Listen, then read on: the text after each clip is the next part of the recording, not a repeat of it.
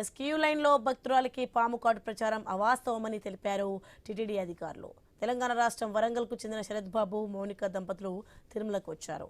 RB centre parking area వద్ద పాదాలకు పసుపు రాసుకునేందుకు చీకట్లో పక్కనే ఉన్న స్థలానికి వెళ్లారు మౌనిక. ఇక ఈ క్రమంలో కాలుపై స్పర్శ తగలడంతో భయభ్రాంతులకు లోనైంది.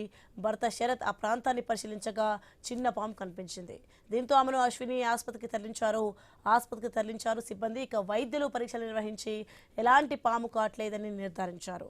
అయినప్పటికీ భక్తురాలి ఆరోగ్య శ్రేయస్సును దృష్టిలో ఉంచుకొని స్విమ్స్కు పంపించారు అధికారులు. అక్కడ కూడా వైద్యులు పరీక్షలు నిర్వహించి ఎలాంటి సమస్య లేదని నిర్ధారించారు. ఇక పాము కూడా విషపూరితం కాదని విచారణలో తేలింది. మాకు టోకెన్ డేట్ 22/2/2026 రాత్రి 10:45కి ఉంది.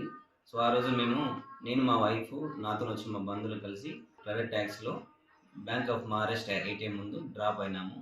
డ్రాప్ అయిన తర్వాత మా వైఫ్ కాళ్ళకి పసుపు పూసుకోవాలని ఆపోజిట్లో ఉన్న కారు పార్కింగ్ ఏరియాలో పసుపు పూసుకుంటుండగా ఆమె కాళ్ళ మీద ఏదో పారినట్టు అనిపించింది. దానివల్ల ఆమె భయపడి బయట ఏమన్నా చేసిందేమో అనుకొని భయపడినాము. అది చిన్న పాములాగా ఉంది. దాన్ని మేము వెంటనే చంపేసినాము. ఇమ్మీడియట్లీ మా మిసెస్ని లోకల్ గవర్నమెంట్ హాస్పిటల్కి షిఫ్ట్ చేసినాము. అపోలో వాళ్ళు కూడా ఎగ్జామిన్ చేసినారు.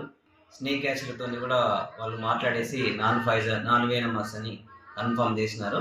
సేఫ్ సైడ్ అడ్మిట్ చేయమని డాక్టర్ అడ్వైజ్ చేసి సిమ్స్ హాస్పిటల్లో అడ్మిట్ చేసినారు. మాకు